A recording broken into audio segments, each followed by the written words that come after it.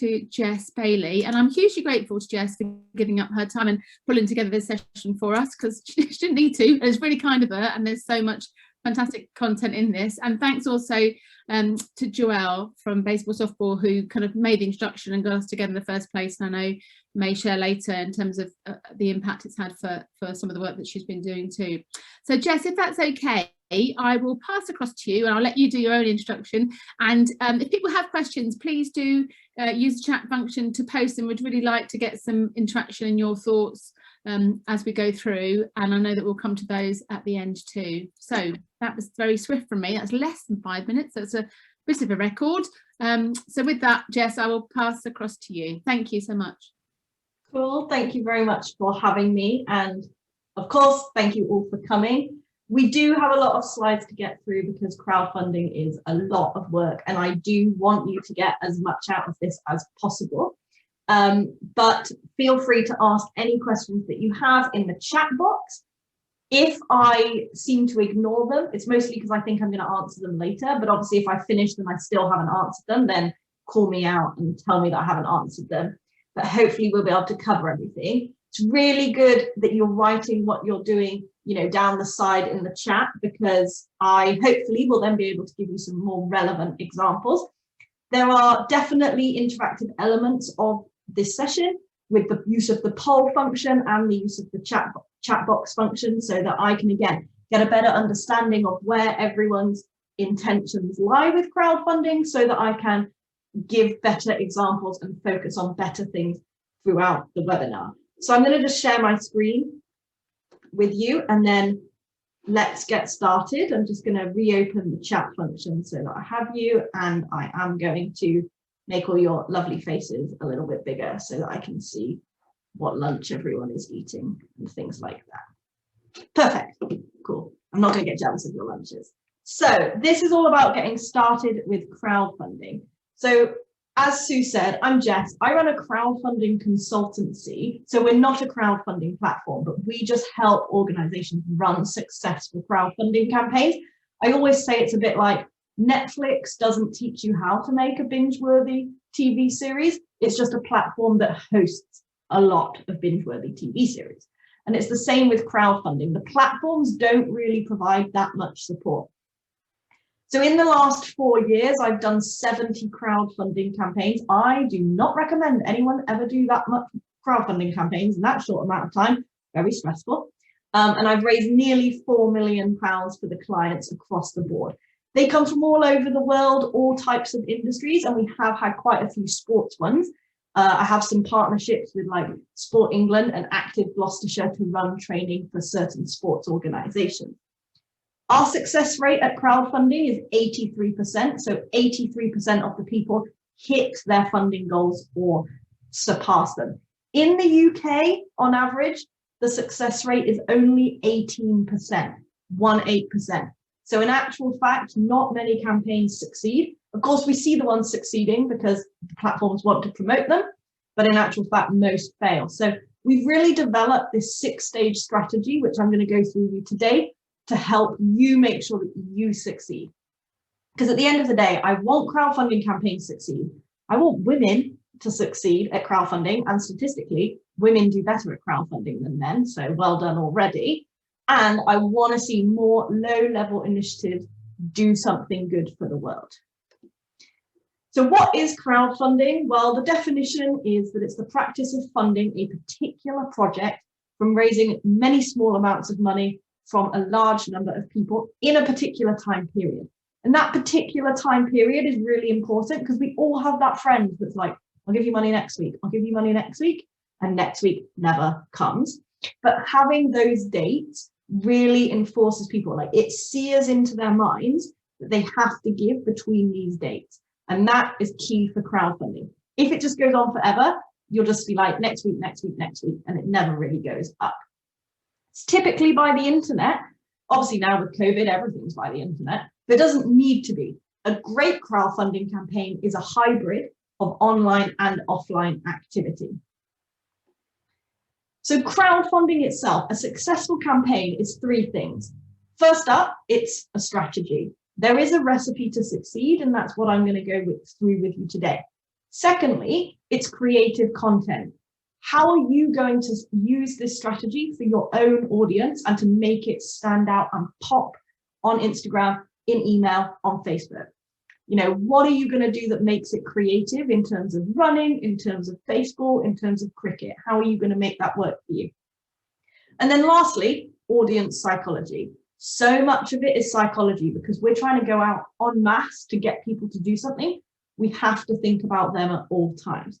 So strategy and psychology, pretty much the same for everyone, but the creative content is where you need to think, Jes is saying this, how can I apply that in the most fun way to my own situation? Crowdfunding is not magic, luck, or easy. A lot of people still think it's like free money. People will just wake up in the morning and go log on to a crowdfunding site and give me some money. Like, when has that ever happened? Like, people just don't do that.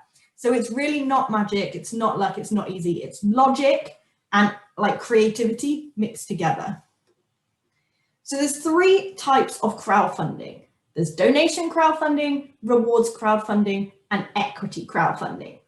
Donation crowdfunding is exactly what it says on the tin, really. You are giving a donation to the campaign. You're not getting anything in return to the campaign, just like a warm, fuzzy feeling that you're doing something good for society. In the UK, I don't know why there's euro signs on there, my apologies. In the UK, the average donation campaign raises £7,000. Our average donation campaign raises £22,000. So when you're looking at donations crowdfunding campaign, that project really needs to be around that amount, not something up in the hundreds of thousands. The next is a rewards campaign. This is a pre-sale, transactional approach. If you've got some new football boots and you want to pre-sell them, that's a rewards campaign. On average in the UK, those campaigns raise £15,000 and our average is £34,000. Those campaigns only raise more than about £50,000 when a significant ad spend is put into it. And we try not to do that because most of my clients are broke, so don't want to spend money on ads. Equity crowdfunding is only for anything over £100,000. It's only to get shares and investors in your business.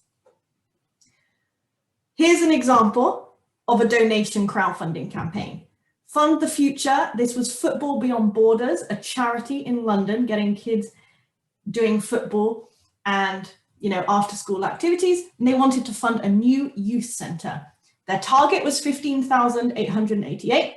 They went on to raise 19,000, and it was all for donations. You were just giving some money to help these kids and, warm, fuzzy feeling that you're doing something good for the kids of the future. This was a rewards crowdfunding campaign. It could be a combination of the donation and rewards, but these guys, Dumbleton Cricket Club, were crowdfunding due to COVID. They needed to raise £20,000 to cover the shortfall of income due to COVID. They ended up raising nearly £25,000.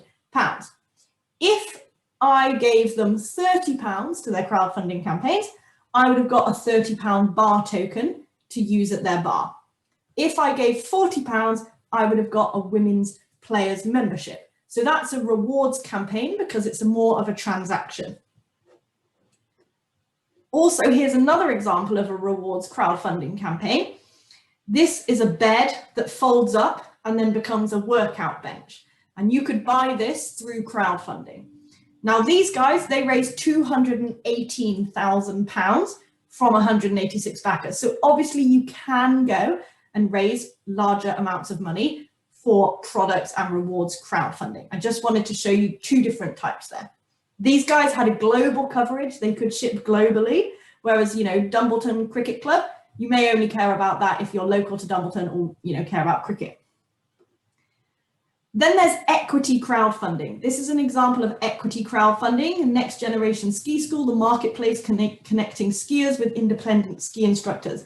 Now, for those who are more platform, online, service, app-based, equity crowdfunding is probably the one that works best. Again, you need to be over £100,000 raising.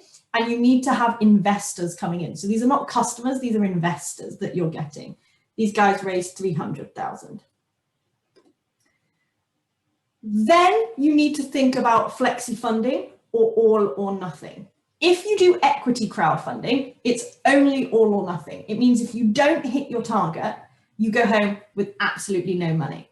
Whereas rewards and donation, you can choose. Do I do flexi funding, which means I take however much I raise, or do I do all or nothing, which means I only take it if I hit my target?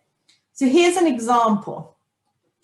These ladies were crowdfunding for the UK's first disco van to take their alternative fitness club, hula hooping, jump rope, roller skating, across the UK.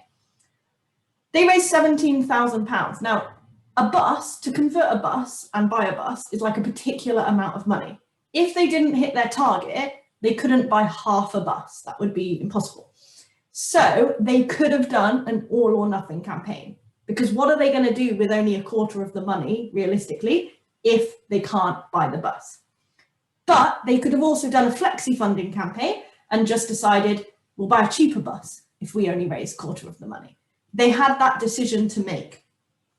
So if I think about your own project situations, first up in the chat box, I'd like you to write, would you be doing donation, rewards, or equity crowdfunding? Let's see what people are planning on doing. Equity, donation, equity, donation. Anyone for rewards? Rose is going to do a combo. Donation, donation. Cool, okay. And so now let's do a poll to see whether people are going to be doing all or nothing or flexi funding.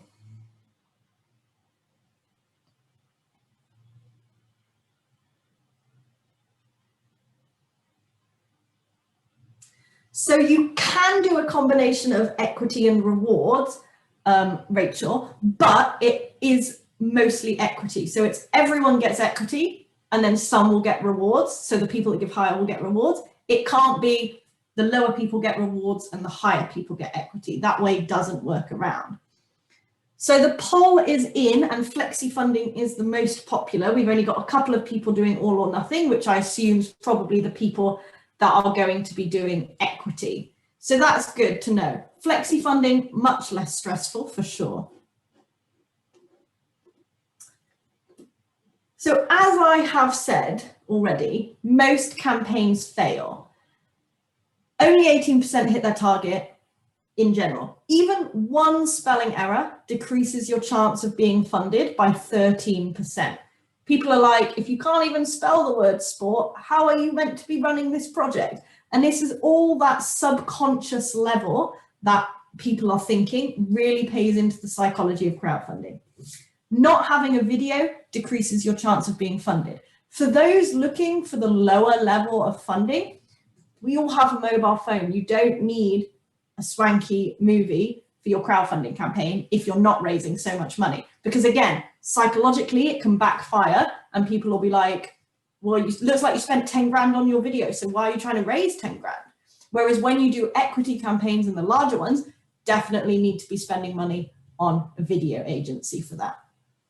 Once you cross 50% of your target, you have a 95% chance of hitting your target because that audience psychology comes into effect, and we'll look at that a bit further. And lastly, 42% of funds statistically are raised in the first 3 days and the last 3 days of the campaign. It's, oh my gosh, this is new and exciting, and I want to like support them right now. And then the last one is, oh my God, I need to be a part of this and it's ending soon and I forgot about it for the 10 other times that she has sent me a message, so I better act now. The middle period, worst period, we'll look at that again later, but that's really when things start to get hard. Anna's just asked, do most equity campaigns hire PR? You do need good PR, and we'll look a little bit into that, but you can do a lot yourself. And again, I'll give you a handy tip for that. It depends where your time and energy wants to be spent. So the 6 key stages of crowdfunding are shown on this slide. As you can see, the first 5 come before you even launch the campaign. Once your campaign's live, you've got 5 weeks to make money. all the hard work for crowdfunding comes before you click launch. We always say a minimum of 8 weeks for that pre-campaign period, but the more money that you're raising or the busier you are, the more time you need pre-launch. Then you've got the crowdfunding campaign, and at the end you've got the follow-up, because we don't want to put all this hard work and effort in just to say bye, when actually we want 75% of those backers to give again in the future. As you can see, it's broken up here. The first half is really kind of behind the scenes. You haven't even told anyone you're crowdfunding yet. You just need to figure all of this stuff out. And then the second half, project page and communicating, is like a pre-campaign experiment to see whether or not things are working before you launch the campaign. So what do you even need to plan when I say planning? You need to plan when you're launching the campaign. When is something global happening that you can just piggyback off of because they've already done some work in raising awareness for your crowdfunding campaign?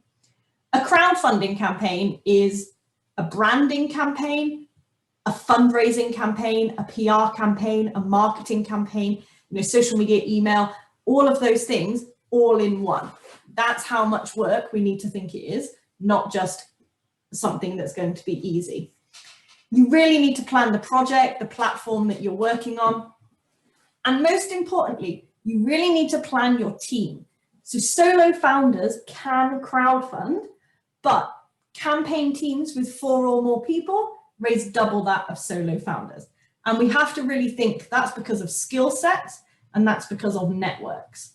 So for example, if you just look at one other woman on your screen right now, and you think, if I did a crowdfunding campaign with her, what would she bring to the team? How many people does she know that I don't know? And that's obviously increasing the size of your audience.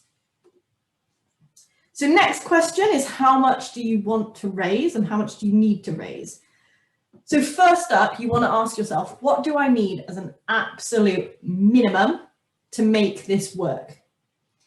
Then you want to think, what is your ideal amount? And then somewhere between the two is probably going to be an actual realistic amount that you want to raise. Following on from that, you've then got fees to pay. Every crowdfunding platform is going to charge you a fee, and you're going to get payment processing fees. Now, usually the platforms charge about 5%, and the payment fees are usually about 3%. So already on how much you want to raise, you need to add 8%. So for an example here, if I want to raise £10,000, then I need to add 8% on. So I actually want to raise £10,800. So at the end of the day, I go home with the necessary amount of money. Now, the average pledge to a crowdfunding campaign is £25. Alternatively, if you already have donations coming in, look at your average donation, because that's going to be your realistic figure.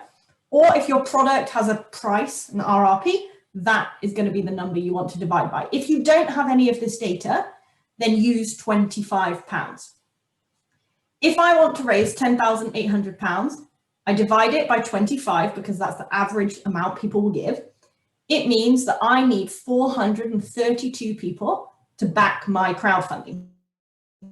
Now, if my mailing list or my social media following is only 100, I know I'm not going to make my target. So either I need to significantly decrease how much I want to raise, or I need to increase the size of my audience. The absolute minimum your audience needs to cover is 40%, because your first 40% is so important. 40% of 10,800 is 4,320, and that would mean I would need 173 people to give me money. So this is just based on the number 10,000, but I want to ask you, based on your projects and your ideas coming into this, how much would you like to raise? So let's just put up the next poll and see how much you would like to raise. Again, this can give me a better indication of how much work, time, and effort you would be needing to put into your campaign. 40% is an important hurdle, and I'll show you the psychology behind that very soon. So as you can see, there's a huge range of options here that we can see, and under 4,000, nobody has said that. And that's really good, because to be honest, if people want to raise £2,000, I'm just like, don't bother crowdfunding. So much effort for just £2,000. Anything under 7,000, same amount of effort you've got to put in. Same number of emails, same number of social media posts. You still need PR, you still need a crowd. It's just, is it worth it for that amount of money?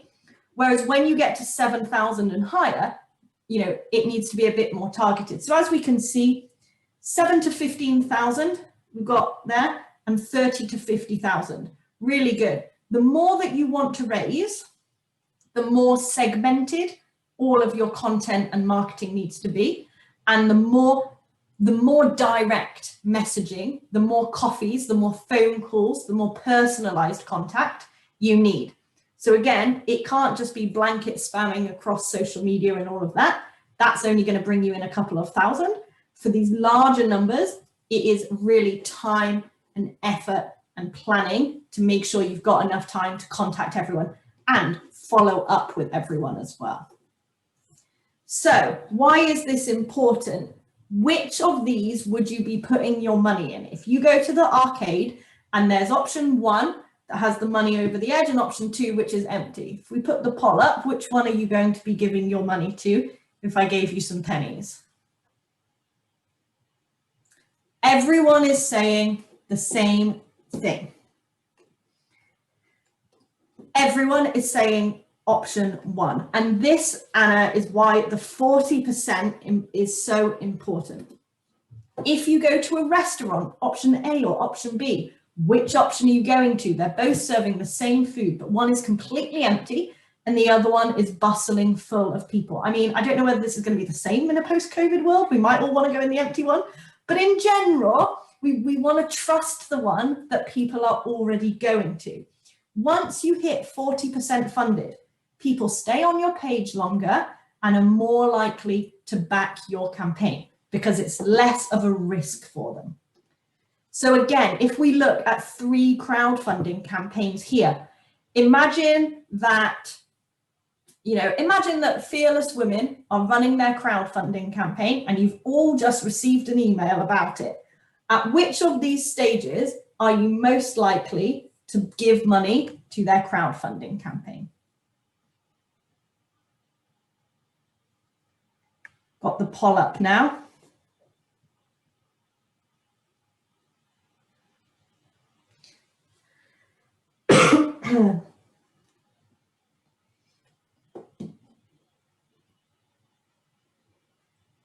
Okay, so as we can see here, most of you are saying that you don't want to give money to the crowdfunding campaign until it's already on that like 75% amount.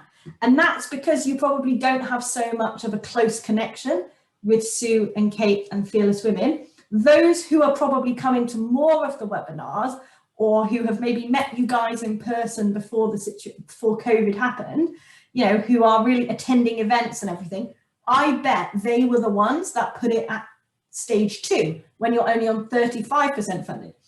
I'm really going to suggest that neither Sue nor Kate participated in this poll because they would have put it at stage 1. Because if you, your founder, do not back your own campaign, subconsciously, why the hell should anyone else? And that's what people are thinking. And if you can't get your mum to back the campaign, your husband, your wife, your partner, your best friend, if they're not backing your campaign, why should someone that's completely random? So it's this kind of psychology that we've got to pay attention to with crowdfunding. And that's why you need that first 40% pre-committed before the launch. So it's not so much like getting the money beforehand, it's just getting the yes, I will give you the money beforehand. You'll then launch it a little bit earlier to them so that when it goes live to the wider public, there is already that money in the pot so that no one has to feel like they're going into the empty restaurant. Do people pre-sale like a concert crowdfunding? They don't pre-sale, they just get the commitment, but you would set up like an early bird list to gauge that level of excitement. And you would maybe think, I want to launch my crowdfunding campaign in September. But if the middle of August, end of August comes and you realize you're not at your 40%, you delay it, because magic does not happen. People do not come running towards you when you need money. They tend to run away from you. So we really need to make sure we're in the strongest position possible on launch day.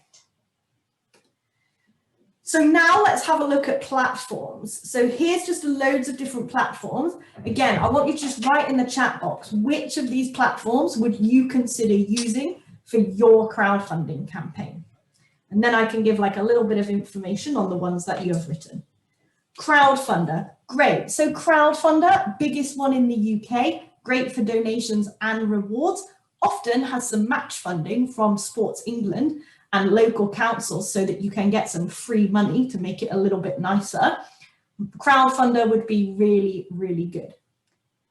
If you're doing equity campaigns, then you can't use any of these platforms. You would need to use either Crowdcube or Seedrs.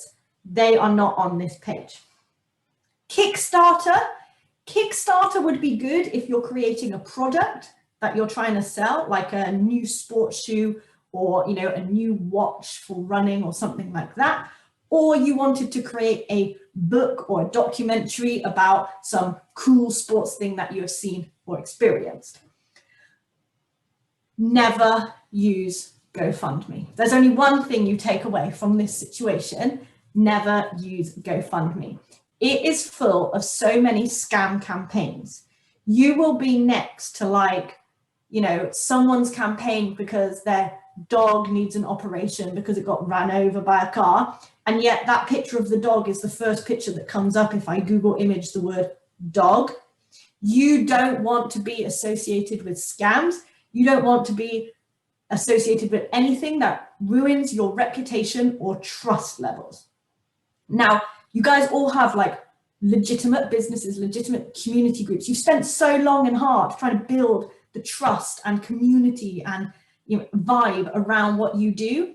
You've got to use a platform that people can associate with that level of trust in a space. So I would recommend Crowdfunder or Indiegogo, but Kickstarter and Indiegogo only if you're going for global audiences. If it's a product you want to ship globally, if it's a documentary, book or film that is going to have a global appeal, then you'd use Indiegogo or Kickstarter. If it's just a UK focused one, then I would really just go with Crowdfunder, safest option. Once you've planned all of this, you've planned when you're launching, you've planned that first 40%, you've planned your platform, you then need to think about what story you're telling. Now, the average word count for a successful crowdfunding campaign is only 300 to 500 words. And that is because everything needs to be visual. As humans, our attention span is so shockingly bad nowadays, which is why we all love Instagram and we all love looking at pictures, because it does not take much brain power. So we need to make sure that everything you say basically could just be an image.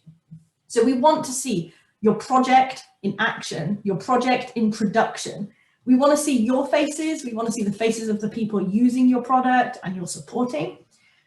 All of that is going to tie together in a story, and we need eye contact. Eye contact is so important for crowdfunding because you have to build this connection with people over the internet, which is super hard.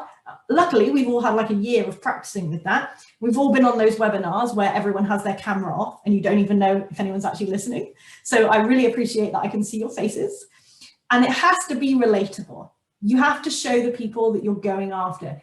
If you're showing that, older people can partake in sports, don't be showing me some people in their 30s. It's just going to make me think it's not for me if I'm older. So we have to make sure it's relatable. So here's an example. I'll go back to the traveling disco van, which was for alternative fitness. Here are some pictures I've picked up off their campaign page. So product in action, they're showing people hula hooping, they're showing their events, they're showing that they've got a lot of hula hoops, and they're showing that they've got a lot of people having fun and doing the sport. Project in production, they've got some pictures of what they would, expect the van sizing to be.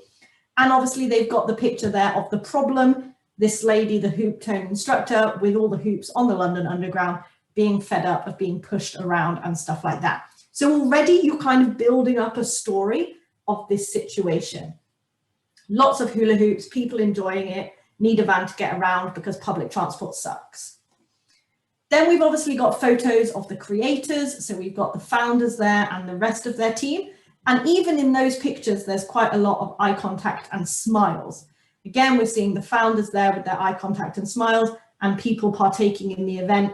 Many different genders, ethnicities, all of that, quite similar ages, but they look like they're having fun.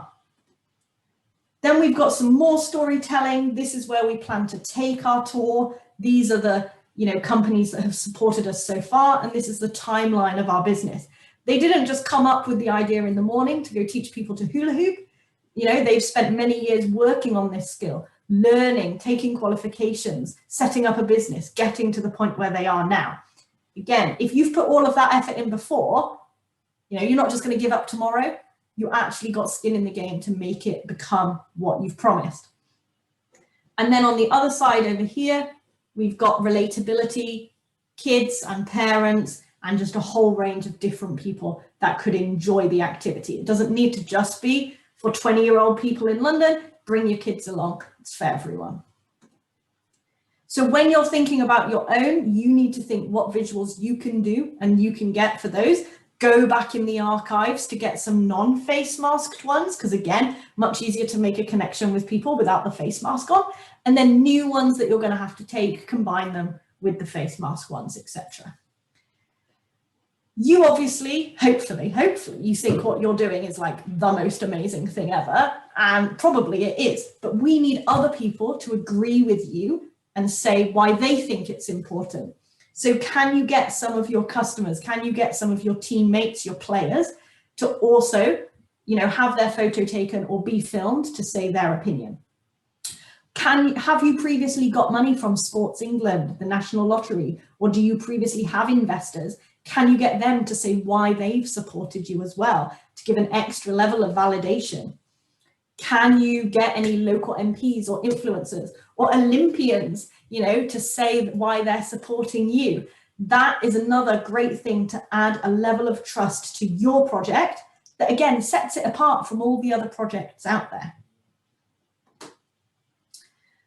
Once you've done that, you then need to think again, where is the money coming from? Always going back to this crowd building. Now, I will tell you, this is like 100% the most boring part of crowdfunding. And it is the part that most of my clients resist doing. And I have to nag them so much on. But 100%, it's the most important part. So here is just a simple spider diagram here. If you put one name in each of these boxes, you would make £200. And I'm just going to give you a couple of minutes just to think about this and think, actually, can I put one name in each of these boxes?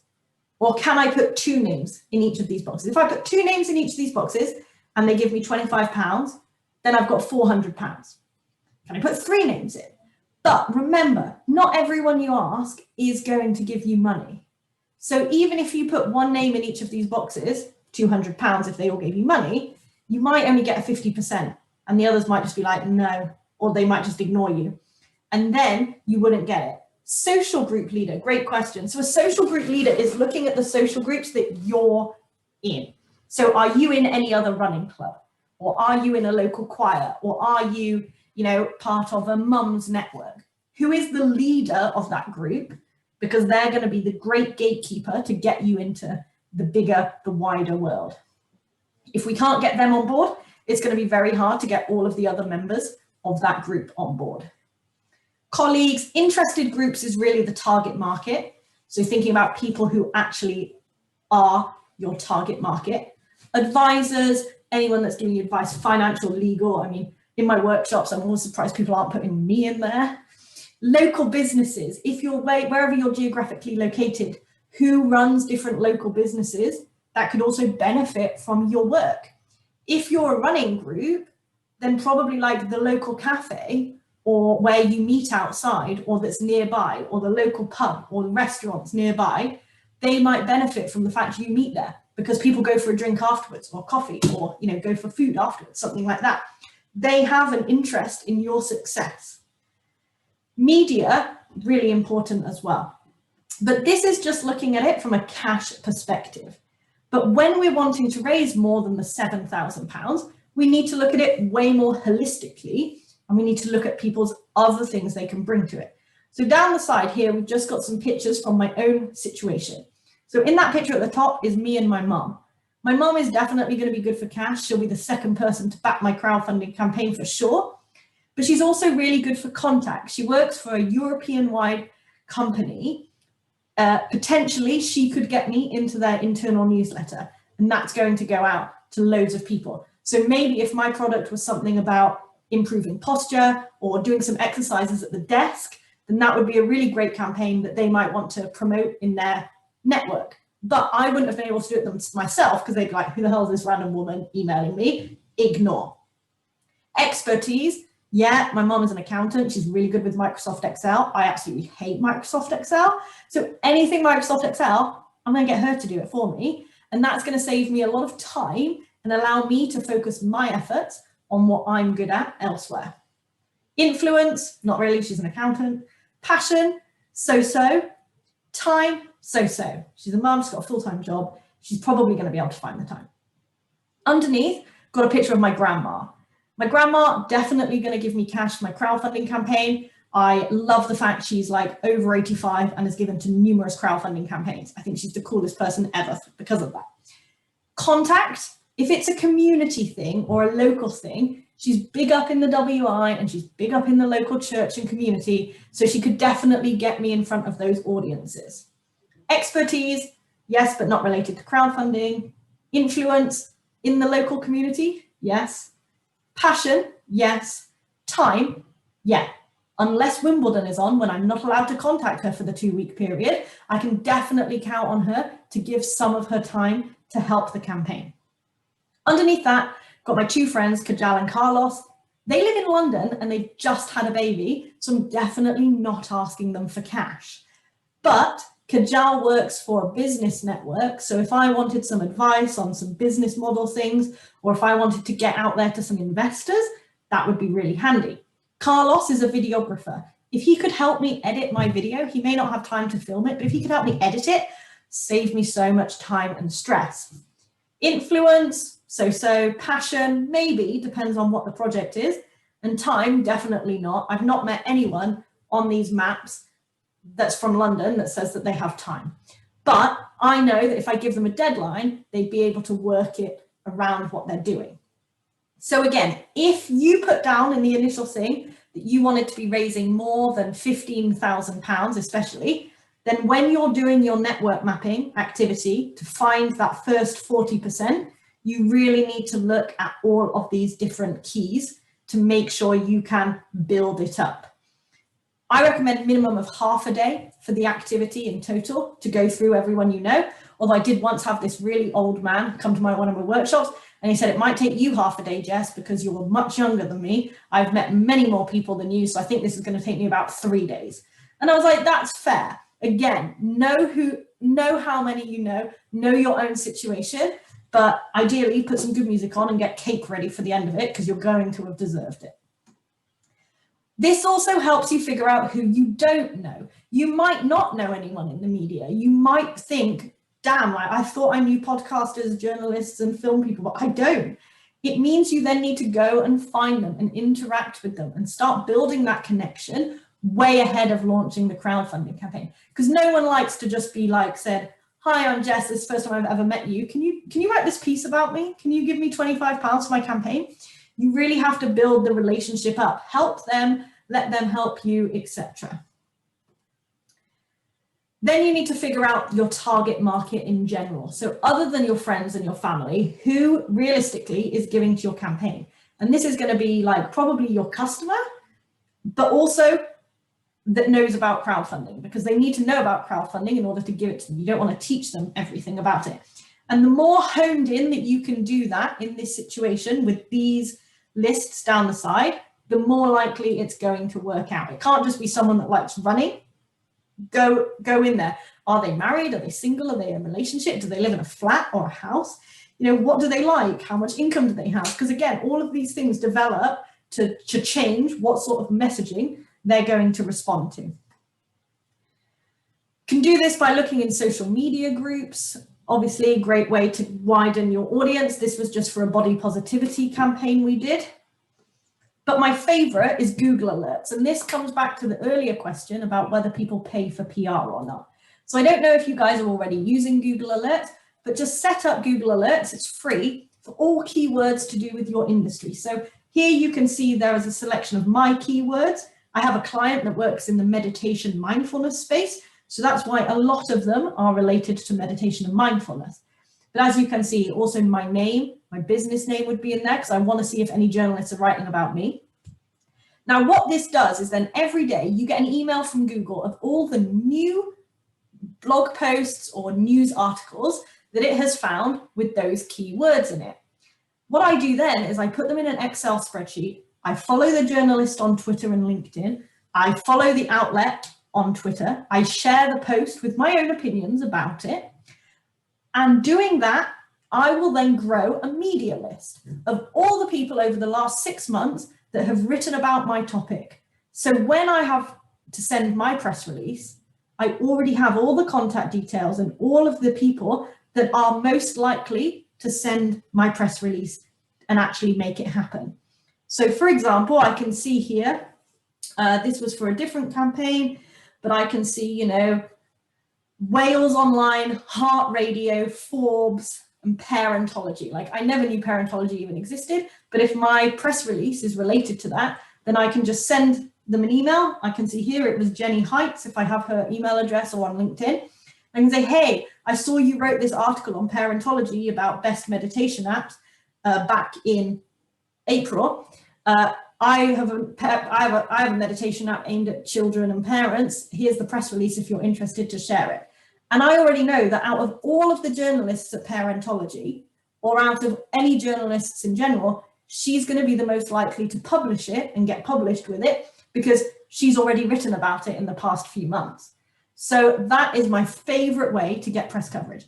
I had a client from Switzerland and we did this. She didn't pay any extra for press. We just did this activity and she got 15 press pieces in a 5-week period and was on Channel 4 News talking about her product just because we did this. So you really don't need to pay a lot of money for crowdfunding PR, and you can just do this. Again, this as well works for everything. It's not just related to crowdfunding, so keep it going and you can just come back to it again and again and again. Great question from Anna in terms of what demographic responds to crowdfunding best. I'm going to say white middle class parents are the best, but in general, demographics that do less well are women of ethnic minority backgrounds and people of the far age groups. So the very like young, just got a bank account kind of thing, and the very old, less understanding of technology in a stereotypical way kind of thing. So as I've said, these 3 tiers are really important. Your primary network are your first 35%. They're your contacts that you already know and your super fans. The people who are already liking all your posts, sharing all your posts, coming to all your events, they can make up your 35%. Your secondary network, 35 to 65%. These are people already on your mailing list, but maybe only open a few. They like some of your posts, but they only do it occasionally. The tertiary network, from 65% up, they're your cold links. They don't even know you exist yet, or they're the lurkers that know you exist but never interact with you. They're not giving money until you've hit that 65% funding mark. And as we saw earlier when we did the experiment in this situation, most of the people in this group are the 35 to 65% people and the 65% upwards people. Now, what you want to do is use the pre-campaign period as a little test. If you cannot get email addresses or social media follows right now, you're never going to be able to get money from people because it's just easier to get a like than money. So we want to use this experience now to really work on what content works to put out further when the campaign is live, what we actually want to ask money for. So as we can see, again, we've got a sales funnel and we lose people at every aspect. Only 12% of our Facebook friends see our post. Only 12% of Facebook shares turn into a pledge. Only 3% of Twitter shares turn into a pledge. And only a Facebook timeline post only has a 4% chance of turning into a crowdfunding pledge, whereas email, 25% chance. So in actual fact, we really want to get emails because they're the best way to get those crowdfunding backers, and that's because they're way more personal. Now, I'm just going to say you only have 8 seconds to grab someone's attention to whether they've decided to give to your crowdfunding campaign or not. And I'm just going to show you this one example. So this is for leisure wear, active and leisure wear. Would you buy sportswear that you cannot see a picture of? I'm not fashionable, so I wouldn't say I really care what I look like, but I've seen some women in the gym in like just what I would consider, you know, a bra and pants. And I've also seen people in the gym in what I would consider, you know, jogging bottoms and a hoodie. And I don't know whether this is one of those two extremes, and therefore, am I going to feel comfortable wearing it? So number one, always show what you're doing. But secondly, as you can see here, they only raised £40 from 2 people, and they've only got 2 days left. You're not going to give to that campaign for so many reasons. But then I dug a little bit further because obviously crowdfunding, like loser right here, always wanting to find out a bit more. And as you can see on Twitter, they only have 6 followers and they haven't even posted about their crowdfunding campaign. So obviously no one is going to give them any money. And on Facebook, as we saw, Facebook post has 4% chance of turning into a pledge. With 48 followers on their Facebook page, 4% of 48 is 1.92 people. And as we saw, they had 2 people give to their crowdfunding campaign. So the statistics really don't lie in terms of whether people are going to be giving money to your crowdfunding campaign or not. Now I realize I am running out of time, so I'm just going to rush through this last bit. Comms has to be in all of the different places. We want to see people getting your emails and then see you on Instagram and then hear about someone saying how awesome you are on LinkedIn and then opening the BBC News and seeing you on there and then walking down the street and seeing like a flash mob of basketballers, something like that. So that again, it just hits all the different senses. Ideally, this is how much content you're going to need throughout the campaign. But again, it varies. The more money you want to raise, the more you're going to have. And this is a minimum, whether you're raising 2 grand or 7 grand or even 15 grand, this is the minimum amount of content that you would need. You have to be varied in the type of content that you put in. You cannot just be like, please give me money, please give me money. You've got to keep it exciting and varied across all the different forms and learning types. And everything has to be related to your crowdfunding campaign. Across your personal networks, across your business networks, across all the platforms. If you don't tell people you're crowdfunding, they will not give you money. Your crowdfunding pledges will come in at the same correlation of when you're posting about it. So this is great. This is bad. These guys are crowdfunding. You cannot even tell that they're crowdfunding from their situation. Their links are not even to their crowdfunding campaign. And for any eagle-eyed people there is a link to a crowdfunding campaign on their Facebook page. It's not the right campaign. It's from 2 years ago. It's not even the actual campaign that they're trying to get money for right now. So I'm just going to go through this now. Increasing opening rates is very important. If you don't have a great subject heading, people are just not going to open your email. So it doesn't really matter what's on the inside. Now I would just take a screenshot of this or something because the words on the yellow side will increase the chance of someone opening your email, and the words on the white side are all words which will decrease the chance of people opening your email.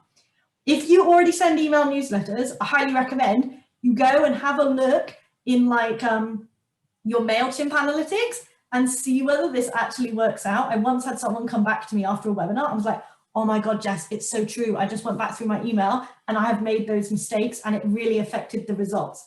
So again, have a look and see, and also in your future emails, you know, try and use those yellow words instead.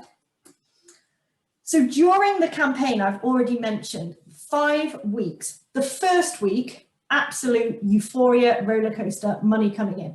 I always use this example of the emoji calendar, and everyone comes back to me at the end and laughs and is like, that is so realistic.